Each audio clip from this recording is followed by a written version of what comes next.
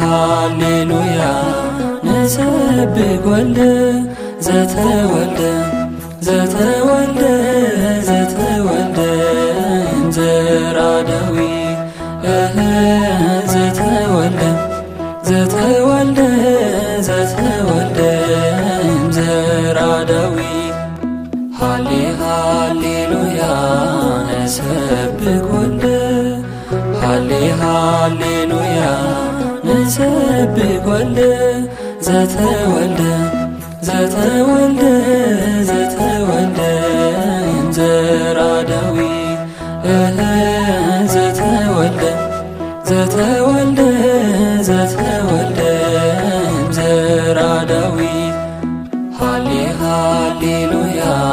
ንሰብክ ወልደ ሃሌሉያ ንሰብክ ወልደ ናባኹም ከብላይ እሺ ስላሴ አሜና ሀቤና ለዚህ ጉባኤ ነባርኮ ቤታና ግል መዝሙር ይዘምር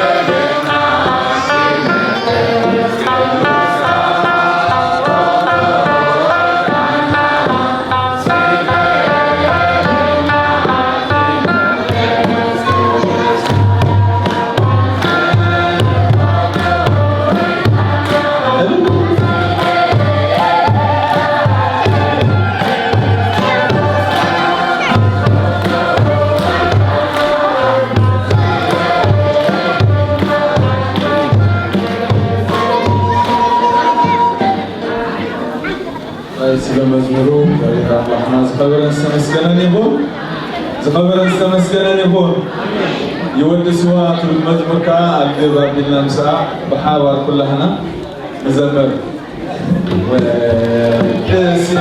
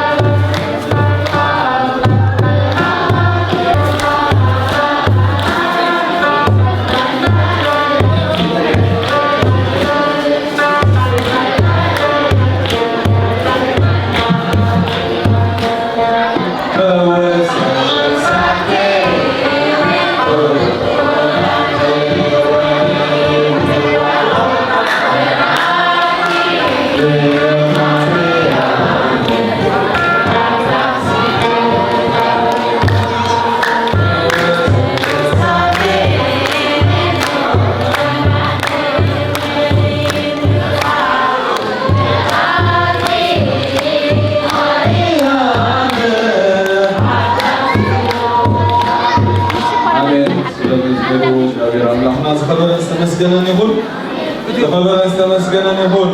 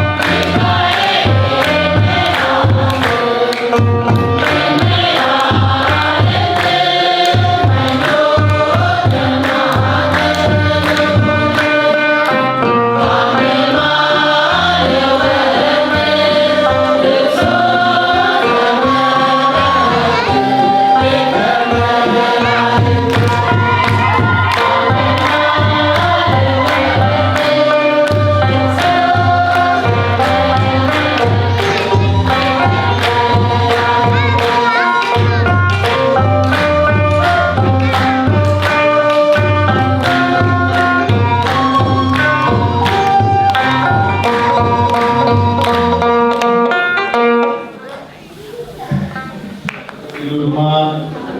تمرت الله كنا حتى عصر عشرة شهر سنة وتكون بدحريو استغلوا ما دبلوا فبدحري زلنا كوف بللون ميت كوف بل لازم نتاع كوف بل كلنا بوكنا نحس خليو تسمعنا زابير يتوى عنا له سويتو كميو وكمي كنردو تايكيو كميو زابير تتوى كله سنة زبالة حد صارن ثم من تواني باتنا دمتلو هنا قطعة تذكروا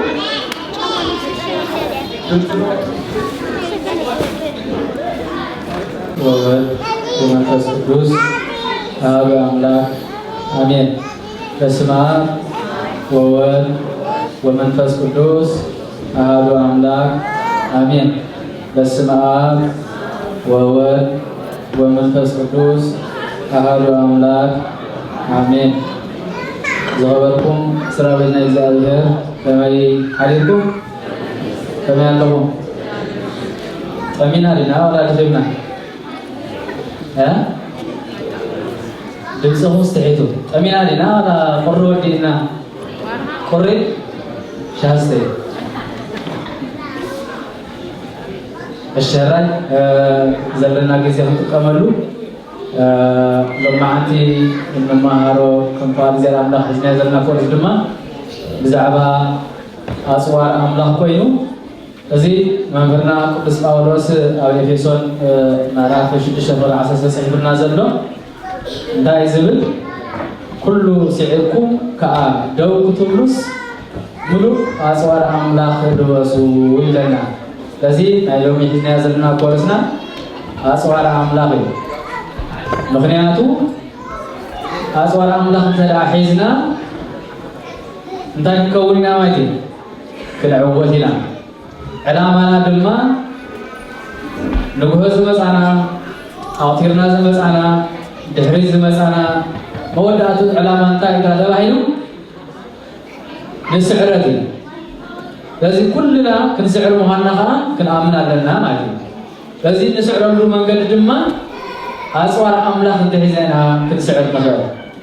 سلازم مهرنا قدس أولس دلما لازم أخطيلو دحرباتي انترقنا يوم قدس أولس انتهينيو ما نسي كذي أنا نسخو من نيرو ما نسي كل السجن بهاي ماناتو كنا أزلبره تبع أزلبره بلح أزلبره نجح الزيب نجح الزيت أمت زلبره قراص ما نسي سلازي لما كريستوس عزيز مرصو بهابو أمو حوريا أحابل لازم نسخو دما حوريا أها ناي كريستوس هنا سلازي كريستوس دما بأنا غيرو كعي بأنا غيرو سر دا يدنا مالتي أسوار أملاك تشكينا مقعاز يدنا مخنياتو قدس أولوس دا غيري لكريستوس لبيسو لكريستوس آمينو أسوار أملاك حيث سلسة وعزة أبكيدتنا يبعزو دا كويني كعويتو سعيرو أنا نسخون دلما قومهم كونتر أخونا تحقبرنا مايدي أسوار أملاك حيزنا لبسنا تحقبرنا دوك دوك كبرنا مايدي استحبره أبدي قرب سدرنا سلزغنا مايدي سلزي أسوار أملاك زبهارو انتهيو كلمة أول مخادنا أسوار زبهارو من بطل نكالنا أزي قدس أولس بمساري أردي نازلنا بو تهدر نتيمة وصوده في نغران كله معلو كله تايزلو تيمة وصوده يزلو إنه إذا أن الزيئة أو عبها خازنة برد أزنعيها حالوا كم حالة أمبسادر نايكروسوس والتهدر كونك بأن الزنعيها دوما يلو ስለዚህ አንመስኻትኩም ድማ አምባሳደር ናይ ክርስቶስ ንከውን ተራ ኮይና ብምንታይ ክንጸና ኣለና ብእምነት ደው ክንብል ንክእል ኣለና ብእምነት ደው ተራእይና እቲ ማጽዋር ኣምላኽ ዝበሃሉ ለቢስናዮም ኣለና ማለት ምክንያቱ ብእምነት ኢኻ ትሽከመሉ ዝኾነ ነገር ሓደ ዓብይ ሸኸም ሽከም ተራ ኾንካ መጀመርያ እንታይ ክኾን ኣለዎ ሕልናኻ ክቕበሎ ክኽእል ኣለዎ ነዚ ነገር እዚ ኣነ ሽኮመ እየ ክኽእለ ኢሉ እንተክገብር ኣለዎ ኣካላትካ ኣእምሮኻ ክቕበል ኣለዎ ኣእምሮኻ ምስ ተቐበሎ ነቲ ከቢድ ነገር እንታይ ይገብሮ ኣካላትካ ከም ቅጽበት ዓይኒ ይሽከሞ ማለት እዩ ስለዚ እዚ ማለት ድማ በወታደር በሲሎ ዘሎ ቅዱስ ጳውሎስ ንምንታይ ተባሂሉ ናይ ውትድርና ኩልና ንፈልጦ ኢና እዚ ማለት እንታይ ኣብ ዓለማዊ ዘሎ ነገር ኩሉ ንዓና ግሉጽ እዩ ግሉጽ ስለዝኾነ ድማ በታ ዓለማዊ ጌርና መንፈሳዊ መዳን ክንመሃር ቅዱስ ጳውሎስ ድማ ኣምባሳደር ወይ ድማ ወታደር ናይ ክርስቶስ ክብለን ከሎ እንታይ እዩ ንሓደ ወታደር ከብሎ ዝኽእል እንታይ እዩ ተባሂሉ እምነት ክህልዎ ኣለዎ ተስፋ ክህልዎ ኣለዎ ስንቅ ክህልዎ ኣለዎ ስለዚ እዚ ኩሉ ሒዙ ዝግባእ ዓጥቁ እንተላ ተዋዒዙ ኣብ ኪዶት እንታይ ይኸውን ማለት እዩ ይዕወት እንተላ ዓዊቱ ድማ እንታይ ይረክብ ሞገስ ይረክብ ኣነ ንስኹም ድማ ካብ ክርስቶስ ሞገስ ይረክብ ተላ ኮይንና እንዳክገብረና ክንዕወት ኣለና ክንዕወት ተላ ኮይንና እንተክንሕዝ ኣለና ኣፅዋር ኣምላኽ ክንሕዝ ኣለና ስለዚ ኣፅዋር ኣምላኽ ዝበሃሉ ድማ እንታይ እዮም ስለዚ ኣፅዋር ኣምላኽ ዝበሃሉ ኢሉ ዋልታ እዚ ማለት እምነት ማለት እዩ ዕጣቕ ጽድቂ ድርዒ ኢልዎ ኣሎ ጫማ ቆቢዕ ሴፍ ወይ ድማ ቃል ኣምላኽ እዚኦም እዮም ኢሉ ኣስፊሑ ገሊጹልና ኣሎ ስለዚ ነዚኦም ድማ ኣብ ኣርባዕተ ከፊልና ኢና ክንሪኦ እዚኦም ማለት ድማ ቀዳማይ ንሪኦ ኣፅዋር ኣምላኽ ዝበሃሉ እንታይ እዮም ነዞም ገጾም ፅናሕኩም ብስእላዊ መልክዕ እንዳረኣና እንዳብራህና ክንሪኦ ኢና ማለት እዩ በቲ ካልኣይ ንሪኦ ድማ ኣፅዋር ኣምላኽ ንምንታይ የድልየልና እቶም ኣፅዋር ኣምላኽ ምስ ፈለጥናዮ መነመን ምዃኑ ንምንታይ እዮም ዘድልዩና ንሶም ብሳልሳይ ድማ እዚኦም ኣፅዋር ካብ መን ክንረኽቦም ንኽእል ራብዓይ ናይ መወዳእታ ንሪኦ ድማ ኣፅዋር ኣምላኽ መወዳእቱ ጥቕሙ እንታይ ስለዚ ኣብ ኣርባዕተ ነዚ ከፊልና ኢና ፖሊስና ክንዛዝሞ ማለት እዩ ስለዚ በቲ ቀዳማይ ኢና ክንጅምር እቲ ቀዳማይ እንታይ ልዎ ኣሎ ዋልታ ወይ ድማ እምነት ማለት ኣብ ዕብራውያን ምዕራፍ 11 ቁጥሪ 1 ጻሒፍልና ከም ዘሎ እንታይ ዝብል ነቲ ዘይርአ ነገር ከም ዘሎ ነቲ ዘይረኸብካዮ ከም እትረኽቦ ዘረጋግጽ መንገዲ እዩ ወይ ድማ እምነት እዩ ይብል ነዚ ኣብነት ወሲዱ ካብ ቀዳሞት ኣቦታት መግለፂ እዩ ከም በዓል ኣቦና አብርሃም ከም በዓል ኣቦና ሙሴ ከም በዓል ኣቦና ሎጥ ዝተፈላለዩ ቅዱሳን ኣቦታትና ኣብነት ገይሩ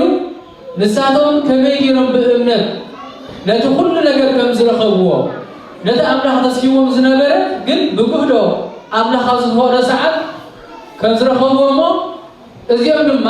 ኣብነታውያን ኣቦታት ከም ዝኾኑ ቅዱስ ጳውሎስ ዝሕብርና ኣብ ዕብራውያን ማለት እዩ ስለዚ እምነት ማለት ናይ ብሓቂ መበገሲ ዝኾነካ ኣብ ፍጻሜ ዘብፅሓካ እዩ ኣብዚ ናይ ዝሓለፈ ኮርስና ዝተምሃርናዮ ብዛዕባ ገረብ ተማሂርና ኣይኮነን ለዚ ነታ ገረብ ዝሓዛ እንታይ ተባሂሉ ነይሩ ሱር እዩ ሱር ተዘይሃልዩ ገረብ ኩሉ ይክእልን እዩ ገረብ ተራ ዘይሃልዩ ፍረ ክረክብ ኣይክእልን ስለዚ ኣብዚ ድማ እምነት እንተዘይሃልዩ ዝሓስካ እንተሓስካ ክዕወት ኣይትኽእልን ኢኻ ስለዚ ፍርቂ ናይ ጉዕዞ ሂወትካ ክዕወተካ ዝኽእል እንታይ እዩ እምነት እዩ እምነት ማለት ድማ ኣብ ፊዚካሊ ኣብ ዝረአ ዘይኮካ ክትኣምንን ትምኮት ዘለካ ኣብቲ ዘይረአ ነገር ኣሚንካ ፀኒዕካ ክትበፅሖ ምዃንካ ብተስፋ ክትጓዓዝ ትኽእል ኣለካ ስለዚ ነዚ ማለት ድማ ብስእላዊ መንገዲ ተራእሪናዮ ሓደ ወተሃደር ዋልታ ሒዙ ምስ ሓደ ክጋጠም እንከሎ እንታይ ዝገብር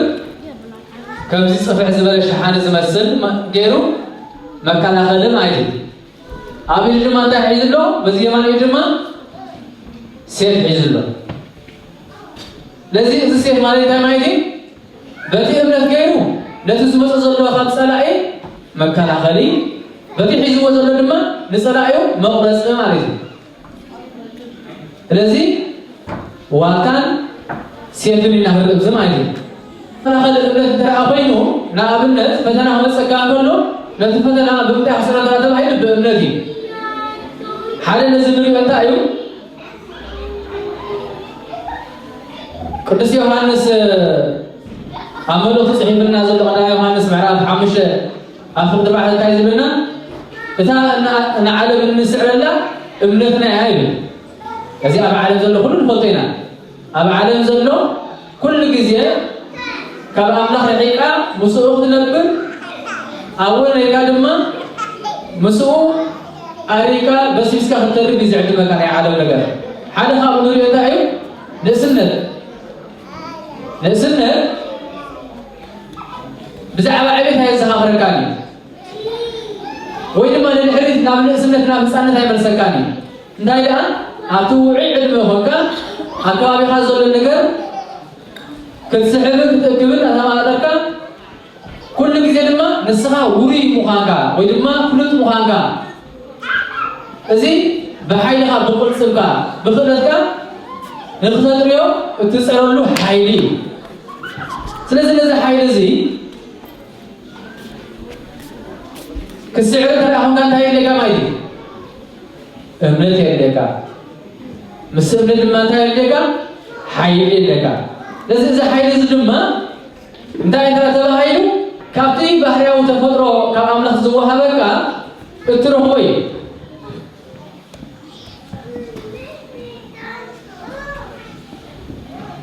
سلسلة السخاء بفتح كاي زلها ابنت بفتح كاي زلها حي تتقيمك أبا عالم زل كل نجر كتشبك نقب تسعر معي سلسلة مسعرك انت لا حس كاليوم تعودك انت زي حس كالي قلت أحد خنشعو مراكا لو دكان لا دخمك تمسر دحار ناب سعر تبرد موداتنا تكون تودق معي إذا حد من هاي مسمعي عدية المسألة ماذا؟ لذي بنسي كل جزية قدامنا تحزن له تاعي أمنتي أنت زي حيزو نحال نجر كتشبت أي كلمي نابنت أبي تمرت عالم دهر أحنا تفترى أخوينا جزينا سوينا زي جماهيرنا علمنا من نقول الله عز عالم زي كنصر حالنا المويا الحزنين أقوله نزوم يازي حسد أخونا قل مجمران تايفلون اللو لذي ناي عسد عامل جناي عسد حامش عامل زلب بلان كبوصعي إنا تاين نقبر أوشنا مجمران أنا أعمل أقول لعش عدنا نقبر نسعر لعلى تحت لنا نقوها مشهد قدر نابلنا مصنعتنا كاي مصنعت أكاينا لما إكزام نقبر إكزام قرنا لما نايتي زغبرنا يو من نجا تعود تخينا ناي نقبر تمرتنا نوده تمرتنا نفوت أنا تاين نقبر شعور حالنا جنزل نمربع أبا عالم نستغل حالتها من المخان دما حال الكلمة سرح كات الجمع بزيد سرح وسرح دما جنزل لترقبات الجمع مايدي نقرأ تكابي هذا اللون أبي كان لسحبك تتكامل نسبة دما زيادة أبنة نحن كاتخيل مايدي سلسل أبنة مالك مسحب قدس مالك دما أبنة مالك علم أي فلني مغنياتهم لهسان أبنة قبرنا ناي مكسيري نايبنا ناي عبيتها كاب قدسان أبوها نهرنا كاب هسان تنريو أبنة تايو حاله هسان بجنبريا حاله نقر نحدليو بأبنة زنك أساس بجنبريا سوال هسان نوصل أبنة أمي خنزلو أمورو إذن برنبر كزارو لايكبنا كونن لذي بأمورو تايقب برمايدي لما حسن ولاليتو ويدما نابتوبنا يديو بأبنة كبال العلم تايقبر يما تأثر مايدي إذا سبزي سرحي كرنيو كبوي كرنيو كزارو لايكرنيو قرنتي عندوه ابنة عندوه እንታይ ዝብል እምነት እዩ መግቢ ክረክብ ከም ዝኾነ ካብ ወላዲቱ እምነት ኣለዎ በእምነት አፉ ስለዝኸፈተ ድማ በሊዑ ዝዕንገል ማለት እዩ ለዚህ ህፃን እንታይ ያለው ማለት እዩ ሙሉ እምነት ስለዘለዎ በእምነት ካብ ወላዲቱ እንታይ ይረክብ መግቢ ይረክብ ሓደ ካብ ህፃን ዘሪናልና ናይ መንእሰይ ገልጽና ናይ ቆታት ናይ ዓበይቲ ካድረ አቦና አብርሃም بعدنا شماغل ዝነበረ ናይ ንስነት ሁሉ ነገር ጉይኡ ወዲኡ ናብ አምላሁ ኣብ መኻዱ ዕልሙ ኣብ ሰወዳሉ ዘመን እግዚአብሔር አብ ብዝሃበው ተስፋ እንታይ ገበረ በእምነት ተጸበየ ድማ እንታይ እነሆ ሰበይትኻ እንታይ ክትገብረካ ተባሂሉ ወዲኽ ትወልደልካ ተባሂሉ አቦና አብርሃም እንታይ ገብር ነይሩ ተባሂሉ ኣብዚስ ሰዓት በእምነት አምላኽ ዝህቦ ምዃኑ ተጸቢዩ አዴና ሳራ ድማ እቲ እግዚአብሔር አምላኽ ንሰብኣ ዝተዋህበ ቃል መሰምዐ ብልባ ተሓጒሳ ሰሓቐት ማለት ስለዚህ ነዚ ሰለስተ ደረጃ እዚ ናይ ዕልሚ ወዲ ሰብ ርኢና እምነት ማዕረኽነይ ዓብይ ደረጃ ከም ዘለዎ ኣብ ሂወትና ኣብ ጉዕዞና ካብዚ ንርዳእ ንኽእል ማለት እዩ ኣብ ስእሊ ይረአየና ኣሎ እምነት እናየ ዘለና እዚ ፀንፊሕ ዝበልናዮ ብሓፂን ዝተሰርሐ ዝኾነ ጥይት መፂኡ ድዩ ወይ ዝጎድእ ነገር መፂኡ ናብ ኣካልካ ንኸይሓልፍ ዝከላኸል ዝጥቀምሉ ወተሃደራት ማለት እዩ ስለዚ እዚ ሰብኣይ ሒዝዎ ዘሎ ድማ በዚ የማናይ ሒዙ ዘሎ እንታይ ሰይፍ ሒዙሎ ማለት እዩ እቲ ሰይፍ ድማ መቁረፂ ማለት እዩ ስለዚ ካብ ፀባኢኻ ዝመፅእ ነገር መጀመርያ ትቃወመሉ እንታይ ተባሂሉ ፍልጠት ኣይኮነን እንታይ ዳ እምነት እዩ እዚ ኣይከውን ኢልካ እንተረእኻ ልብኻ ዓፂኻዮ ብሓይሊ ነቢኻ ኣብቲ ይድልኒ እንተዚ ኣቲ ድማ ከሰንፈካ ኣይክእልኒ ስለዚ እንታይ የድሊ እምነት እዚ እምነት ድማ እንታይ ዝገብር ዝነፅግ ማለት እዩ ስለዚ ነቲ ዘውድቐካ ነገር ምንፃቅ ነቲ ዝጠቕመካ ነገር ግን እንታይ ምግባር እዩ ምኽባር ማለት እዩ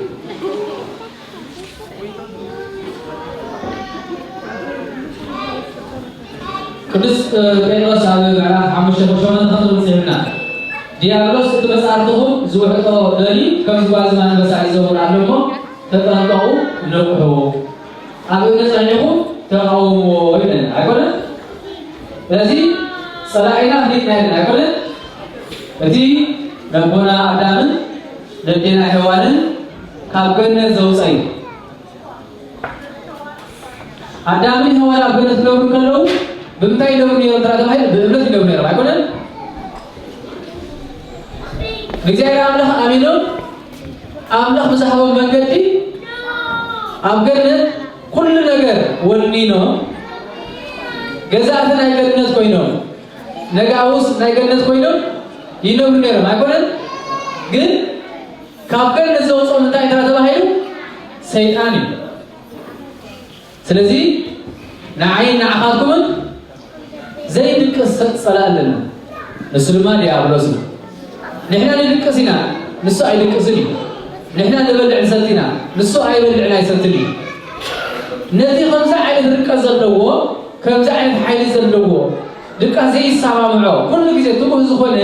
ፀላኢና ክንስዕረሉ ንኽእል እንታይ እምነት እዩ ምክንያቱ ኣዳምን ሔዋንን ኣብ ኣምላኾም ኣሚኖም ነቲ ንሶም ዝሃቦም ቃል እንተዘይቅበልዎ ነይሮም ካብ ገነት ኣይመወፁን ነይሮም ኣይኮነን ኣነ ንስኹም ድማ ዘይጠቕመና ነገር ካብ ቤት ኣቦና ከውፅኣና ንዝደሊ ሓይሊ ንዝመፅእ እንተዘይተቐቢልናዮ ክንወፅእ ኣይንኽእል ኢና እንተደኣ ካብ ቤት ኣቦና ንክንወፅእ ዝዕድመና ሓይሊ መፅኡ ነቲ ሓይሊ ድሕረ ተቐቢልናዮ ብግርህነት ግን እንታይ ኢና ክንከውን ማለት እዩ ካብ ቤት ኣቦና ክንወፅእ ኢና ካብ ቤት ኣቦና ተወፂና ድማ እንታይ ክንከውን ኢና ዘኽተማት ክንከውን ኢና ስለዚ ዘኽተማት ከይንኸውን እንታይ ክንገብረና ማለት እዩ ነቲ ዘይጠቕመና ዝመፀና ነገር ብእምነት ጌርና ክንነፅኦ ክንክእል ኣለና ንዕኡ እንተኣ ነፂግናዮ ተዓዊትና ኣለና ማለት እዩ ኣብ ኤፌሶን 11:12 ድማ እንታይ ይብል ንኩሕሶ ሰይጣን ተቃውሞ እንትትኽእሉ ኩሉ ኣጽዋር ኣምላኽ ልበሱ ስለዚህ ቅልስና ምስጋን ለምን አይኮነን ይቅርጽ ጳውሎስ ምስምታይ ዳ ምስቶም ረቀቅቲ መናፍስቲ ናይዚ ዓለም እዚ ኣብ መሓደርቲ ቃልዎ ረቀቅቲ መናፍስቲ ናይ ምና መሓደርቲ እዮም ናይ ዘለናይ ዓለም ኣብ ዓለም እንታይ ዘሎ ዜናትካ ምድላይ ንስተዋሃበካ ሸለሊልካ ዘይተዋሃበካ ነገር ክትሕዝካ ምጥማ ሓደ ካብኡ ንሪኦ እንታይ እዩ ብፍላይ ኣብዚ ሕጂ ግዜ ካብ ቡድን ኮይኑ ዘሎ እንታይ እዩ ደቂ ተባዕትዮ ብፀጉርና ከምዚ ከባቢ በረሓት ተልየኹ ፀጉርኩም ትመርዙ ለይትን መዓልትን ኣብ ሚድያ እንዳተጠቀምኩም ትገብሩ ኣይኮነን ደቂ ኣንስትዮ ኣሕዋትና ከዓ ናይ ገፀ መልክዕ ቀይራ ርግፅ እዩ ዘሎ እዩ ኣብ ዓለም ሕጂ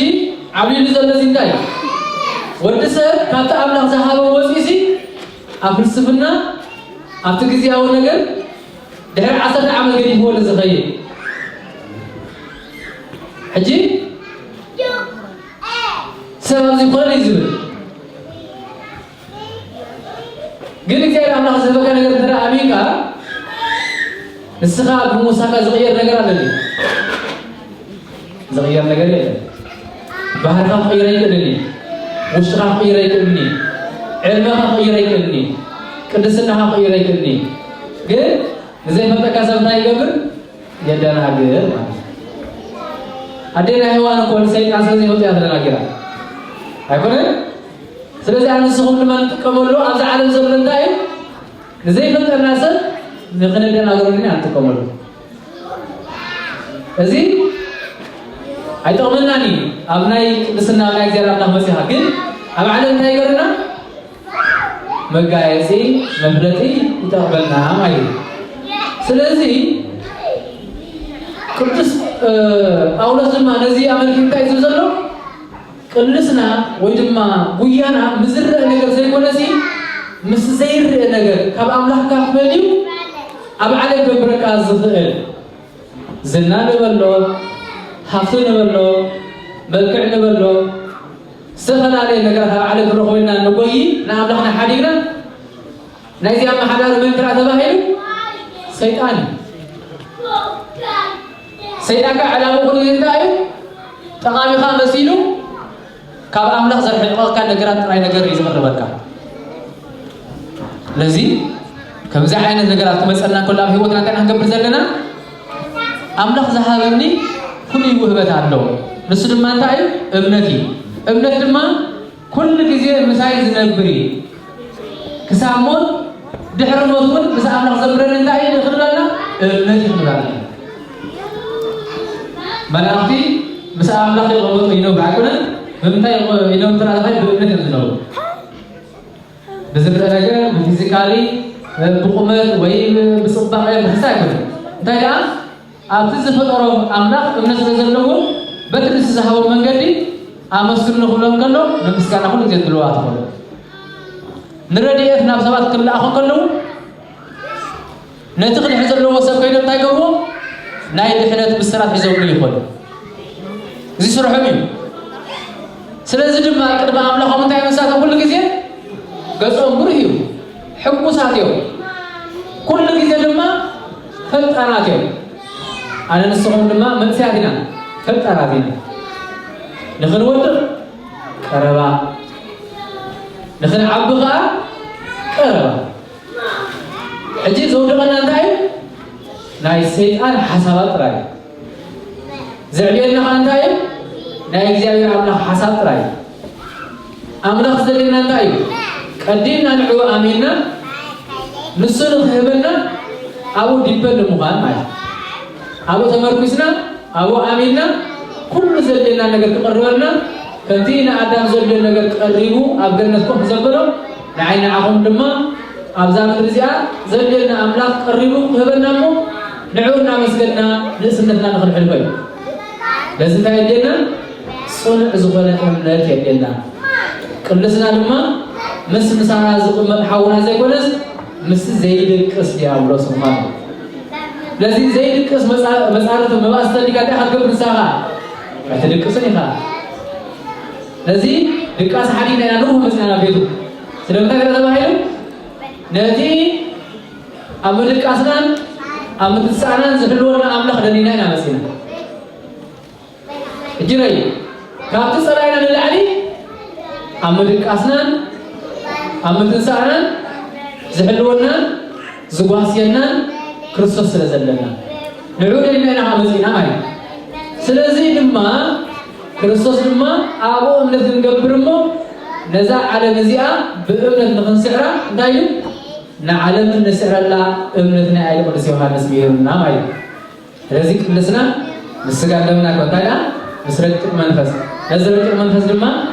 እምነት ሒዝና ተላ ገጢምናዮ ክንስዕረና ስለዚህ ንዕኡ ክንስዕሮ እግዚአብሔር አምላክ ጥበብን ምስተዋዓድና ያበልና ስለዚህ አጽዋር አምላክ እንታይ ማለት እዩ ገሊጽና የሚና እዚ ማለት ድማ በዚ ከላልዮ سيف النايو بتي ما تزوج نبر مالي سيف مالي دمان تاي كلام الله كلام الله مالي دمان كاب كريستوس زوجهنا نكريستوس دمان النجار قدلو بنت زوجهنا كالي وقيل وان نسمع لك حدا أفضل حدا تايزب قال بقدمه نبره يتقال أبا الله نبره يتقال لما أملاك نبر كله تفطر أجري أمرنا تفطر مني إجابهري لسان كنزارة ولا تفطر مني إجابهري بخارج فكرنا أقول كنا مسؤول لما أنا نهينا قارين منا سلزق على أملاك أبيه وطنا أقل تاسي كلام الله مالك الذي أبينا لقوا عز لنا مبرحة زخاننا مالك الذي مبرحة الفوتين أقوله نعم جزانا خنا أتكلمنا بجمعنا تيان قبل سوكتنا جزانا من نقول أقوله جزانا برهان مسكوله دسينا نعطى أقوله نأمنتنا كلام الله حسنا ترى تبغى عزنا يو بعزنا تايزغول برهان حجي كذا بكذا آخر وصلنا لنا أبدك تحصل حناي فتنا أصلا حناي أقول نتفقنا عند حزنا تخلينا أنا خسر على الغير ابنتنا كلام الله حزنا تخلينا لذي كلام الله حزنا ترى تقع عزنا يو نتي أكل من هذا الله بعالم زلنا تاين هنقبره كنا سنفينا نعود أسلفنا لما تهنقبرنا ما يدي أمباسادر ناي يسوع كريستوس كنكونينا ما ناي كريستوس عملنا أمباسادر كنكون سناي فقادم لنا لذي تايزبن إفسون عرش الشعب حمشة نتي سلام زهب وجل أبا أجاركم كم أسأل بمتاو فناليهم دوروا ولا تايزبن بينهم سلام زهب أبدا كده شيء بس جاوبنا وجل أكون أبدي سلام على أكون أبدي سلام زلنا أبدا كده سلام سنا حنا يجي حصلنا ده زل بدك أبدك بوزح زعينته حول الناس تزينه السفر على الرجل زلوا سواد تزقط منا زي أمن سلسلة الركب نزي حد انت حزنا نخلو نادي سلام زهب قال أملا وانجيل ناي كريستوس مخنياتو أبلبنا سلسلة قال أملا أبدك مسكنا كابلبنا خوص الزغل أكال يده سب كابل بنا وصل خوص نكلي أقول سيدنا وين تركيا إحنا نزيد بقينا له كابل بنا خوص نكلي حيلي يقولون فوشنا لا تعملوا من سيدنا السأسر خلي ها السأسر خلي بنفسكم خلي كنفسنا خلي أسير أقول كريستوس من سيدنا حتى كذي أمس بندقيرون أسير قوي ስለዚህ እትስተአስረ بعدنا زي فهمنا يو خربنا يجري ስለዚህ ንዑ እንስዕረሉ ቃል አምላክ አብልብና ስለዘሎ እትና ሰላም ወንጌል አብልብና ስለዘሎ ከፊትና ተዘይና የተዘገሊስናሉ ዳግሞ ይቅኒ ክፈጦን ወስደን አይከብኒ ስለዚህ ነዲ ሰላም ዝህብ ወንጌል ሰላም ናይ ወንጌል ብርሃን ናይ ወንጌል ድማ ምሽካም የለኝ ምሽካም ድማ እምነት ማለት ነው። ስለዚህ ኒ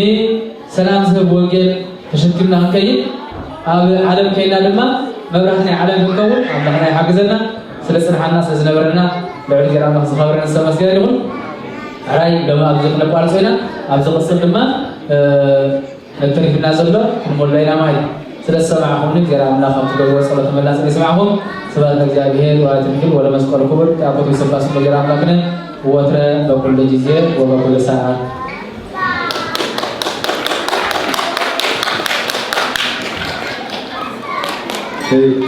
معنا راي زعما كاين تصنح راسنا راسنا بمكاين يرو ها أطوار الله أطوار نحن نعتقد ولا الله تعتقد ها ليتنا أتزينا حزا قدامي تايلنا قدامي كابزوار النات كاليتي Hello, welcome to الزهانسة welcome. قداميتي كاليتي كلام الله كلنا ليتنا عادنا نعتقد بأننا تاي كلام الله سلازي كلام الله مالك تاي እግዚአብሔር ነዓና ዝዛረበና ቋንቋ ማለት نحن بنتينا نزارير من رأوه كنزارو ونحبينا عليه تسمعنا زارير نعنا نزارير لنا نهوينا بتقال الزارير من تقول دخينا أبتبلو حيل موقع يقولو اسفاوري زاد تبلو أقولو حينا أبتبلو مدهني تقولو تاني تاني أبتبلو أقولو كل اللي كنا ندور أكيد أجمع نعود حزنا كل كنا نعملتي ألنا رو لا من برا برا ممكن قبل سال زدالو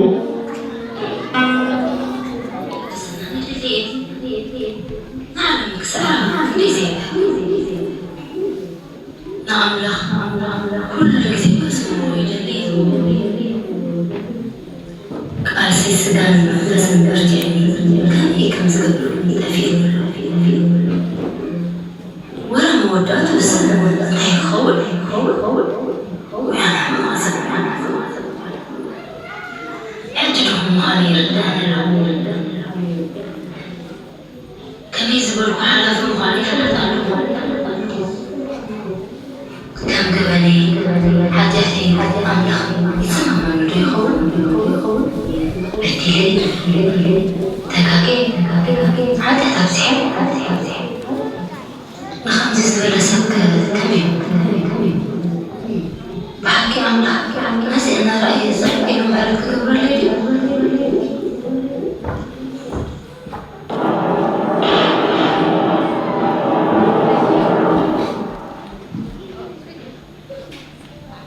እግዚአብሔር መሐሪ ነው።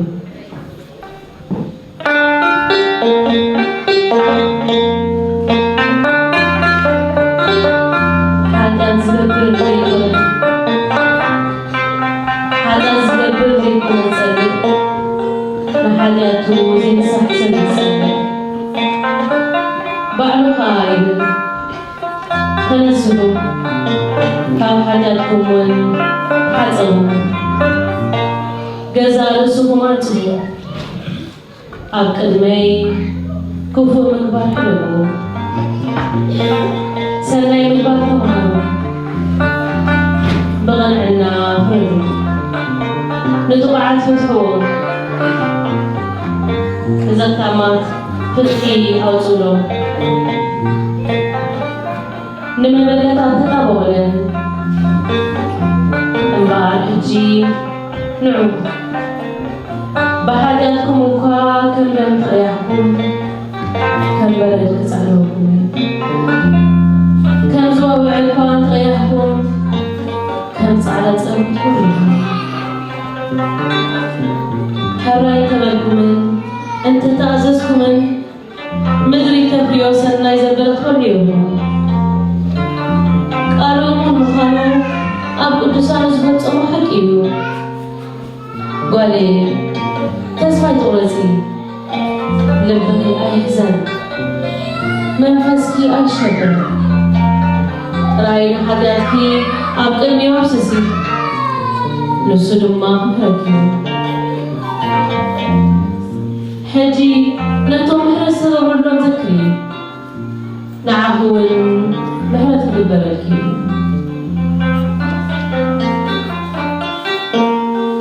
እታ ሳምራዊት ሰበይቲ እሞ ዘክርያ እቲ ቃል ቅዱስ ከምዚ ኢሉ መስኪሩላ እታ ሳምራዊት ዕትራ ሃዲጋ ናብ ከተማ ትወል ኩሉ ኢየሱስ ክርስቶስ ነገረምኣ ኣውሬት ክሳብ ክንዲ ምሕረት ከም ዝገበረላ መስከረት ዝነበራ ፀላእ ሰናይ ገበረላ ንልባ ብሓጎስ ከም ዝመልኣ ኣበሰረት ንወለዶ ዝኸውን ቃል ኣፍሰሰት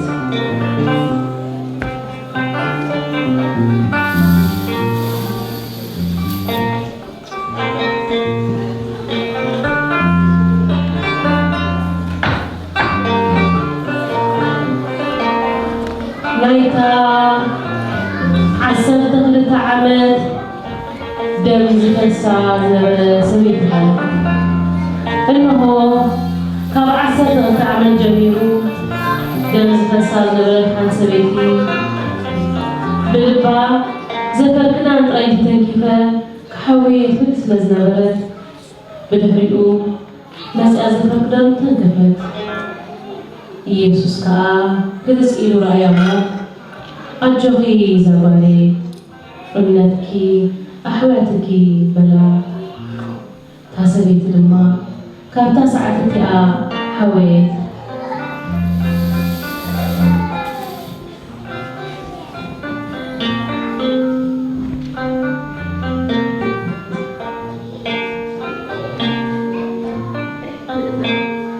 ዘገረመን ዘደነቕን ስራሕ ኣምላኽ ግለጽነታን ብዕውሩ ዝተወልደ ይርዩ ክሓልፍ እንከሎ ብዕውሩ ዝተወልደ ሰብኣይ ረኣየ ደቀ መዛሙርቱ መምህር ዕውር ኮይኑ ውለድሲ መን እዩ ዝበደለ ንሱ ዶ ወይስ ወለዱ ኢሎም ሓተትዎ ኢየሱስ ከዓ ግብረ ኣምላኽ ኣብኡ ምንታይ ክገሃዳዩ እምበር ንሱ ኣይበደለ ወለዱ ኣይበደሉ መዓልቲ ከላ ግብሪ ዝለኣኸን ክገብር ይግባእ እዩ ሓደ እኳ ከዓየላ ዘይከኣለ ሌሊት ትመፅእ ኣላ ኣነ ኣብ ዓለም ከለኹ ብርሃን ዓለመይ ኢሉ መለሰሎ እዚ ኢሉ ናብ ምድሪ ጡፍ በለ በቲ ጥፍጣፍ እውን ፀብሪ ገበረ ትፀብሪ ድማ ኣበየቱ ትዕውር ለፈዩ እሞ ኣዒንቱ ለሕሰሶ ቀፂሉ ኪድ ኣብቲ ቐላይ ሰሊሆም ተሓፀብ በሎ ሰሊሆም ማለት ትርጓሚኡ ሎግ ማለት እዩ ከይዱ ተሓፅበ እናረኣዮ ተመልሰ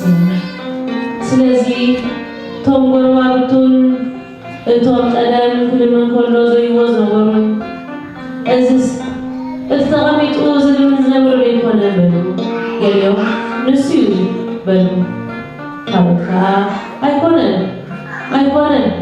ንዑዳ እዩ ዝመስል በሉ ንሱ ግና ኣነ ባየ በለ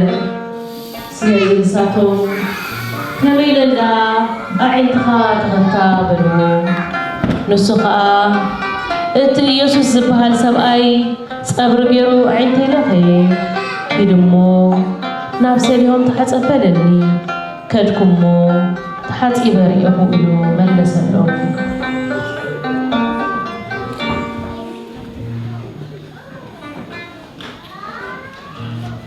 ሕያዋይ ምዃኑ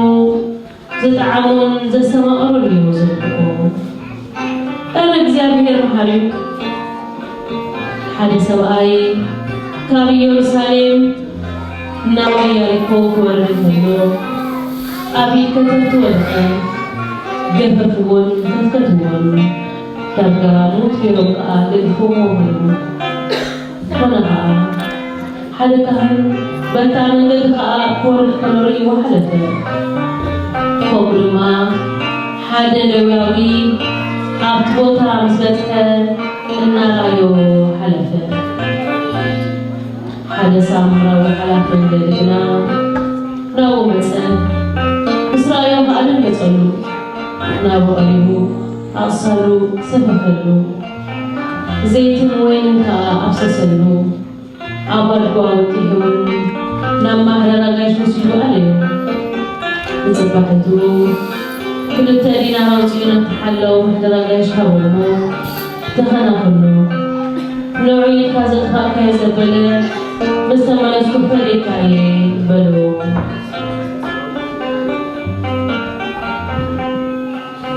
كريستوس يا أملاك نتوم بحاجاتهم تتعسوا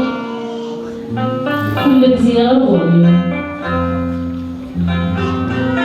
يسوع بكاليا أبي سمون تنسام كله حال سبيتي كبر قريب وزبلة إذا نو مسألة أما لتغميد كل لما أبرسو أبسسرتو لك مزاوم تزريون إذا كنت تزأكل تبعات كلام تايو ببزر تجريدوس إذا كانت قدام توابين يريلو تنادلنا يسوس كنا فريتو بلو ذا سبيتي بزر تصبغ قبرينات ليعلا أمو لمن تايو يوالو دخاتاسي كل زي مسخاتكم يوم أنا جنا كل زي مسخاتكم نبرن إذا برسي زبسوس تقدنا لما غالي تدارون اللي عزورته إذا نجي إذا أكسب كذا بلد أب كل عالم إذا الناس قبرتهم من الدر بحكي بحكم لكم أنتم نسا بصحب كلا بزحكا حديق الله أنتي بزح زفكر بزح دبن سلازوالي እግዚአብሔር መሐሪ በዚህ ምሕረትካ ወደ ሓደ ዝፍጸም ነገር የለን ነዚ ሓለፉ ወለዶት ኩሉ ምሕረት ክሳብ ደም ምፍሳስ ዝበፅሖውን ስለ ምሕረት እዩ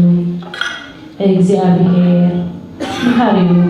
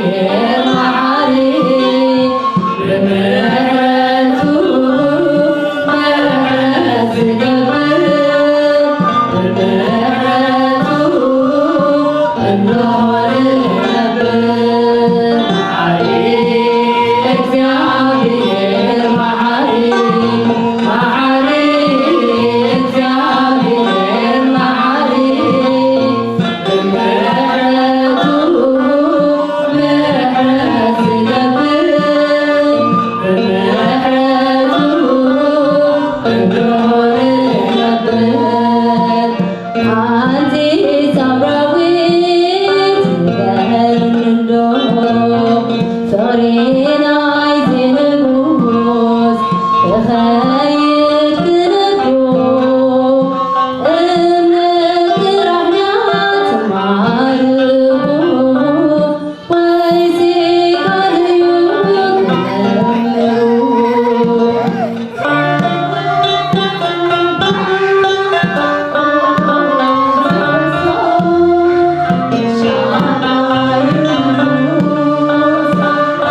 you.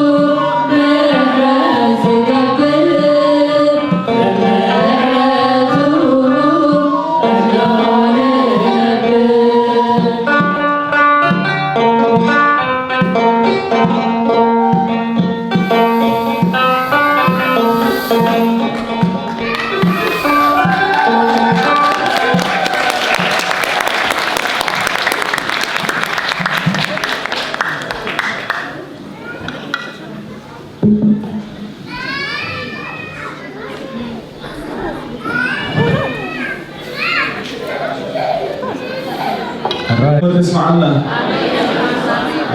كم يتنهم لحد تسمعنا له سمعت زنيها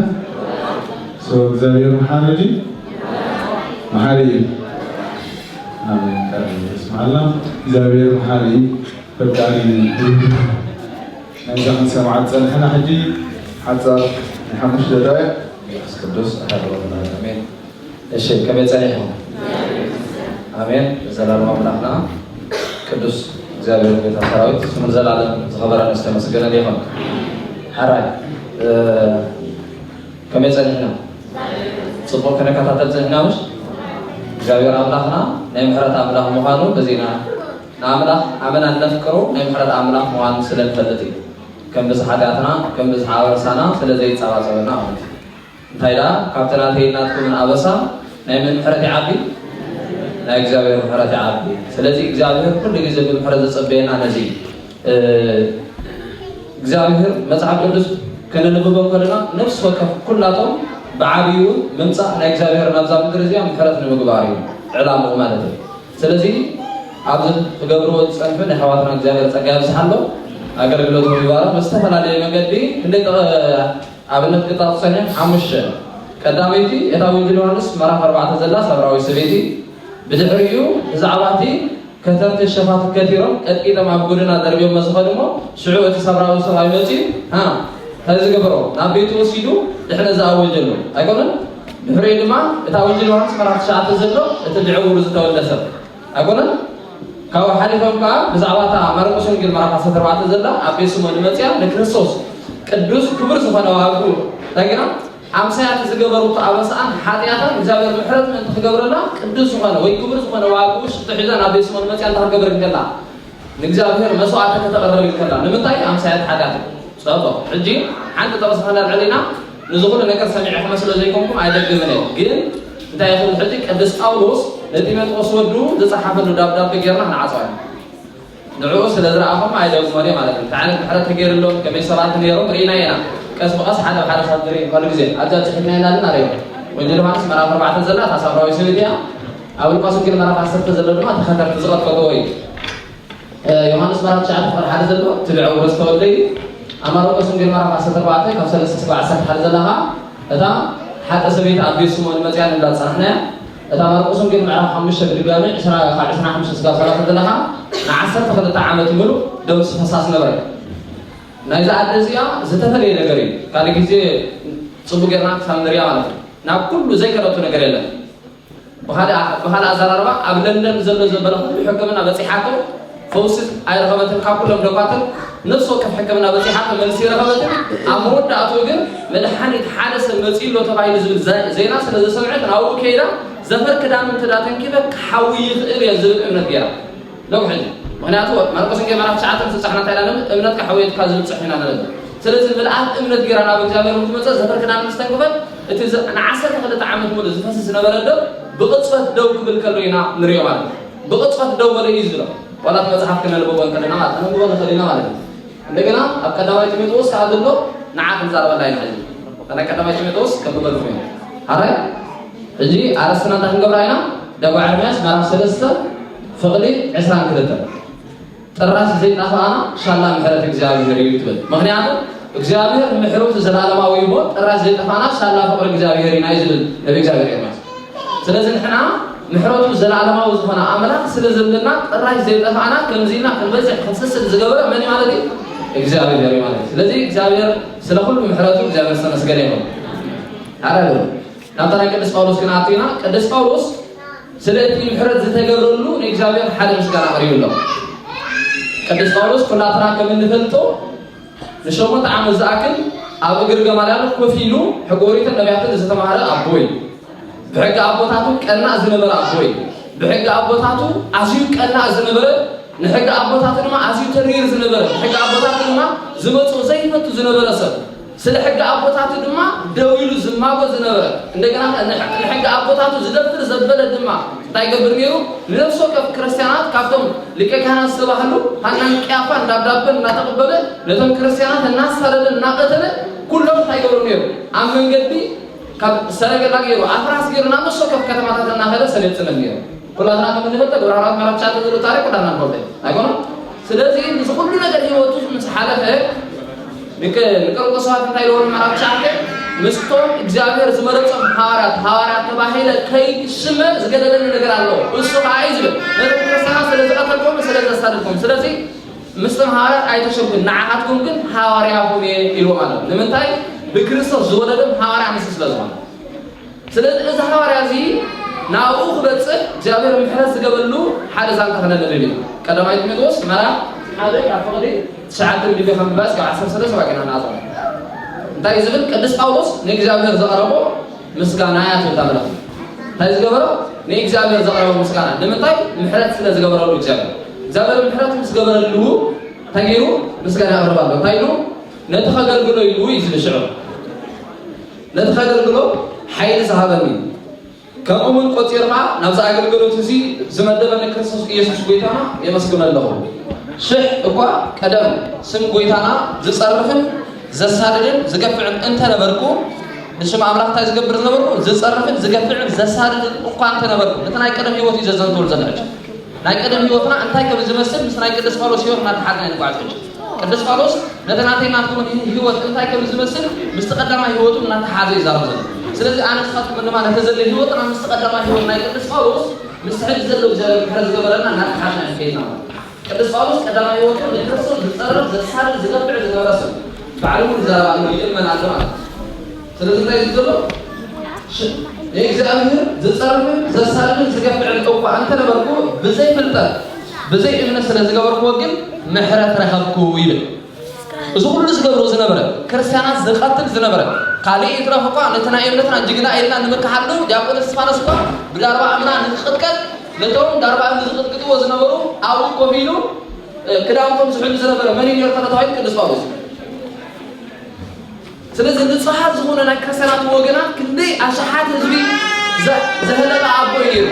ምክንያቱ ንሱ እንታዩ ንቤት አቦ አዝዩ ሕሉቅ ዝነበረ እዚ ኣብ ቀዳማይ ቆሮንቶስ ምዕራፍ 10 ነንብበን ይቕረብ ቀዳማይ ቆሮንቶስ ምዕራፍ 10 ነንብበን ክኒና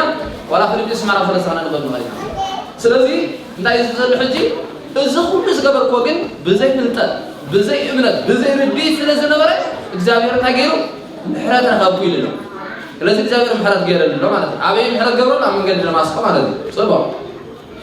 ስለዚህ ገብረው ምሕረት ረኸብኩ ኣብ ርእሲ እቲ ብክርስቶስ ኢየሱስ ዝረኸብናዮ እምነትን ፍቅርን ጸጋ ጎይታና ኣባና ብዘይ ልክ ዓዘዘ ክርስቶስ ኢየሱስ ንሓጣን ከድሕን መጸ ንመን ከድሕን መጸ በሐሰብ ነው ንመን ከድሕን መጸ ስለዚህ እግዚአብሔር ነቶም ሓጣን ምሕረት ገይሩ ናበይ ከድሕን መጸ ናብ ናይ ቅድስና ሰብራ ከሰጋግሮ ይመጸ ምክንያቱ እሱ ሓጣን ተባይሉ ከም ዝተነገረሉ ሰማዕ ጸድና ቤስሞ ዝተገበረ ዛንታ ማለት ስለዚህ እሱ ነቶም ሓጣን ከድሕን ምሕረት ክገብር ናብቲ ናይ ቀደም ዝፋኖም ክብሮም ክመልስ ንኣዳም ናብቲ ናይ ቀደም ክብሮ ክመልሶ ዝጸበቐ ዝጸገም ፍጡር ምን ትገብሮ እግዚአብሔር በጃው ሓደ ኣብ ኩላተ በጃውና ዝረገለ ሰው ማለት ነው ስለዚህ ሓጣን ከድሕን ይዝመጸ ይልሎ ዝብል ቃል እሙን እዩ እግዚአብሔር ሓጣን ይሉ ከድሕን ከም ዝመጸ እሙን ቃል እዩ እሙን እዩ ተቃል ተረፍሪሆም እሙን እዩ ስለዚህ እግዚአብሔር ገይርዎ ይኮነን ጸበው እሙን ቃል እዩ ይልሎ بملوخ نقبلوا زغبانا قالي بملوخ نقبلوا زغبانا قالي ካብ ኩሎም ሓጣን ዝገለለ አለ ይልሎ በዛ ናዓጽዋና ይልሎ ካብ ኩሎም ዝገለለ ሓጣን አለ ራይሕ እንታይ ዲዩ ሰብዝ ማለት ህይወቱ ሙሉ አበይ የርና ዘደና ራይሕ በቃ አለ ክርስቲያንን ዝበለ ናይ ክርስቶስ ሰብ ዝሆነ ዘበለ ኩላቶም ዳብዳበና ተቀበለ ዝቅተል ዝነበረ አዚ አሸጋር ዝነበረ ሰብ እኳ አንወዳ ታቋን ተራዲና ታሪውዚ ነተማብዱ ማስቆ ዝነበሩ ሰባት ካባና ቃያተም ዳብዳበ ቢሉ ነው ቀድረ ኣብ ሰርገላ ፈረስ ጊሩና ተደገለ ክርስቶስ በበቆ ወረደ እግዚአብሔር በየነን ማዓት ምሕረት ከጽው አካል ዘንደ ስለዚህ ሁሉ አስተባራሪ ነው ቅዱስ ጳውሎስ ወላ ፓስራት እንደዘይቀርና ግን አስተባራሪ ህይወት አብቆና ብዙ ሐቀት ገርና እግዚአብሔር ነው አስተባራሪ መንገድ ታገርና ጸውዕና ይማ ወና ጸዋዕድ እግዚአብሔር ይላል በተሰራተው عنا سلزين خلطنا سلزين تيزدلو كابولو زغلطو حتى أنا يلو بس مخنا دما أنا محرد زرخو كابولو زغلطو حتى أنا بس مخنا دما أنا تزور محرد زرخو مالذا كريستوس يسوس نتوسم زي بلو تعكس القدم أباي بمقرات ناقم نزرع بهوت كوسبيلو بوبو كأمم أرأي جبرني بجا كنا عصاينا ريوحني إتقدم سبزقت لزنبرة بتكرسنا زسادة زنبرة لثمنا كرسنا توجد نمدفع عطوا زنبرة بحق أبوتاتهم مالت بناء جمالات تمرتي هذه تصنع زنبرة بحق وريد هذه سمكة زنبرة سب نحق أبوتاتهم مثل كان مالت كذا خوي نتصنع زنبرة قل دحري ونكرسوس نسفلتو لكرسوس نسترد وقل إجابة المحرات نسقبر النقل نقول لنا قرنا تسمك حال زنبرة هم سارق وزرق لنا شعون تايلو أمسايا نايتهم زقطرهم زنبرة السبات ممهر جيري شيء مو إجابة استمس قريهم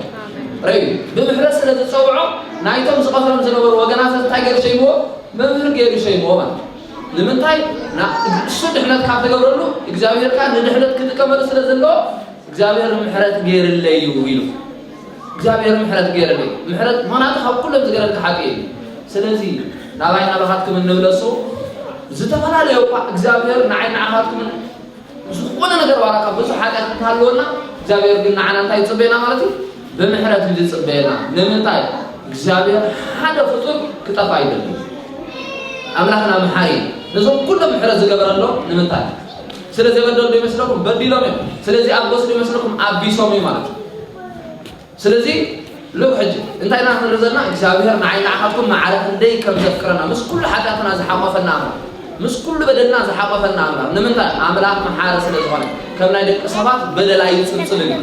ሰባት ክንጽጽል ንኽና እግዚአብሔር እንታይ ገበረ ምስ በደልና ውዕል ይብል እግዚአብሔር ውዕል ዘለው ሰላም ምስ ምሕረት ስለዚህ እግዚአብሔር መሐሪ ስለዝኾነ ምስ ምሕረት እግዚአብሔር ተጣሚርና እንከይድ አምላክ ያግዘን ኣብ ምሕረት እግዚአብሔር ድማ ونعم تميت يسكت أنا عصرت شو منطق فصارت حادث صح متعيزون بموت حتى دور بعض لنا أملاك يمسلكوا إلو حتى أنتم أملاك بايب لا يبرر حتى أنتم أملاك بايب لا يبرر أيبرر تايد الشعب نو أيفالوين حتى أنسي كم حتى أنتم تمريسهم بيوت كنا برداي بعض لنا برجس لما كم حتى أنتم تمريسهم يزبل بيوت كنا بريهم يزبل ونعم من محرس تزقبله الذي عز لنا بمحرة እግዚአብሔር بنا ولا بقبرنا عبيد بالنصر بدي أعطى بمحرة أملاك ينزلنا ولا بقبرنا هنا الذي بمحرة እግዚአብሔር عبيد ስለዝኾነ ነብይ ገብርኤልና ስንታይ በእናንተ ምሕረቱ ዘለዓለማዊ ስለዝኾነ ጥራይ ዘይጠፋና ሳላ ምሕረትን ፍቅርን እግዚአብሔር እዩ ስለዚህ እግዚአብሔር በምሕረቱ ስለዘጓሰየና በምሕረቱ ከንዚልና ንበዝሕ ስለዝዓቀበና ስሙ ዘላለም ዝኸበረ ስለዝገለ እዩ እቲ ዓብዪ ምሕረቱ ስጋም ወዳእታ ምሳና ክኸውን نحن عندما أم حرت إجابة تعاوننا سكام وداتهم إجابة كنقعز أمنا متقيل الفنا نزوم كلهم كريم سنة حنا زردهم أمنا نحن كردانا زر سنة قليلة نيجي نقدس فارس من حرت جيرون أبى أقول ولا زمر دمو نحن عارف عندما من حرت جيرون أبى أقول ولا كم دمنا زر سنة قليلة نعمله سامو بقول باش نزلت قبرنا ودينا مدرنا تودي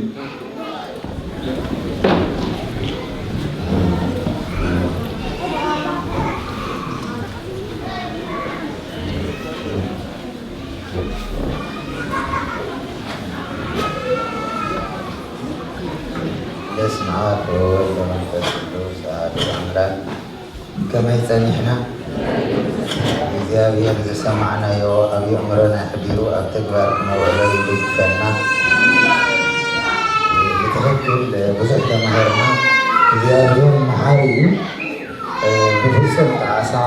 ተመሲሕና ናብ እግዚአብሔር ክንምለስ ከዓ የድልየና ማለት ይኸባና እግዚአብሔር መሓሪ ብልክዕ ብዙሕ ምሂሮም ኣሕዋትና ቅድመን ጥዕና ንፍጥረሎም ኩሉ እንገብሮ ብኣፍልጦ ከዓ ነንሕድሕድና ብምፍቃር ክመሰልንዮ ይግባአና ከምኡ ክንገብር እግዚአብሔር ይደግፈና ሰላምን ፍቅርን የወርደልና ብርሃን ልደቱ ሰላም የብፅሐና እግዚአብሔር አቡነ ዘበሰማያት ንበል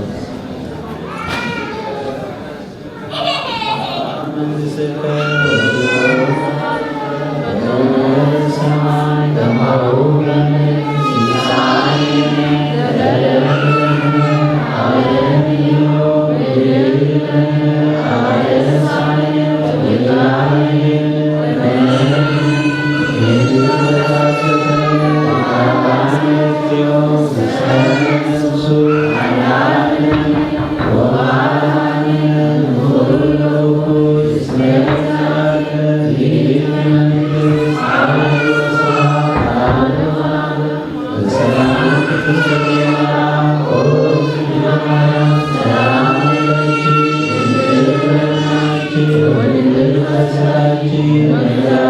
Thank you.